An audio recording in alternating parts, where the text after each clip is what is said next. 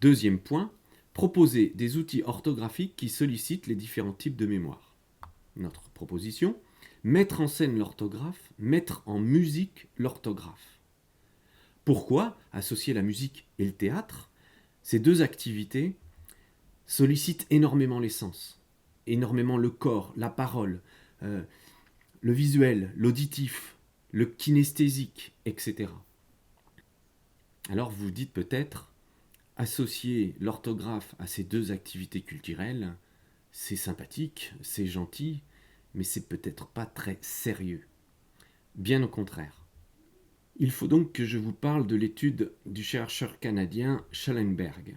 Schellenberg a recruté 144 enfants de 6 à 7 ans.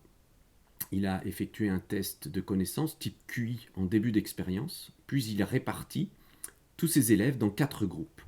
Un groupe multi-activité, un groupe théâtre, piano et chant. Pendant un an, ces groupes, ces élèves, se sont spécialisés chacun dans leur domaine. Un an après, il a réeffectué des tests de connaissances. Voilà le résultat, multi-activité, théâtre, piano et chant. Pourquoi les activités culturelles ont développé un meilleur QI chez les enfants? Le théâtre, le piano et le chant sont des activités de répétition. Je répète ma musique, je répète ma partition.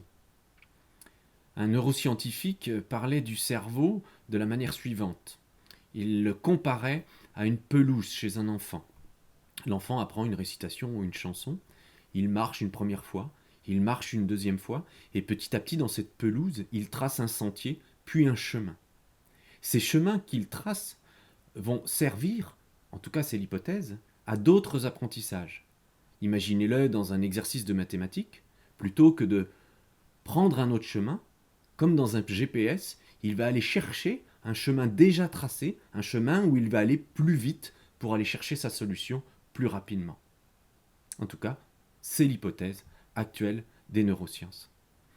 Peut-être que demain, ainsi, on pourra écrire sur les frontons de nos écoles « Cher élève, tu souhaites apprendre plus facilement les mathématiques et le français, alors fais du théâtre et de la chorale ».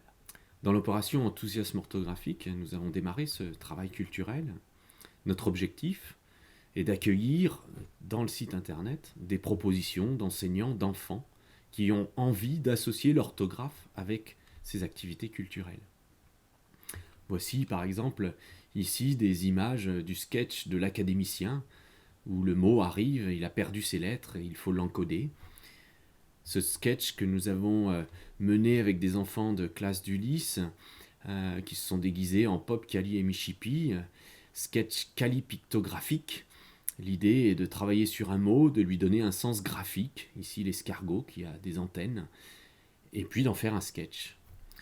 Ou encore en maternelle sur des exercices de conscience phonographologique. On travaille sur l'émotion, la lettre et son son.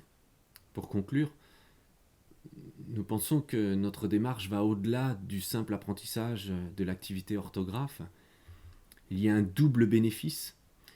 Une étude de 2019 déclare théâtre et chant, deux activités qui participent au développement des compétences sociales et émotionnelles des enfants. On sait que ces facteurs-là sont très importants dans le développement de l'enfant. Je ne peux m'empêcher de vous raconter cette anecdote du sketch de l'académicien.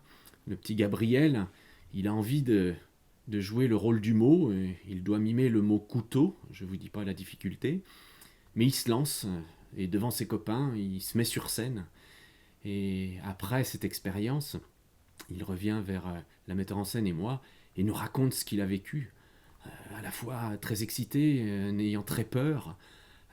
Ce jour-là, ce petit bonhomme, il a fait un pas en tant que personne sociale, personne qui se met en avant devant ses camarades. Et ça, c'est pour nous extrêmement formateur.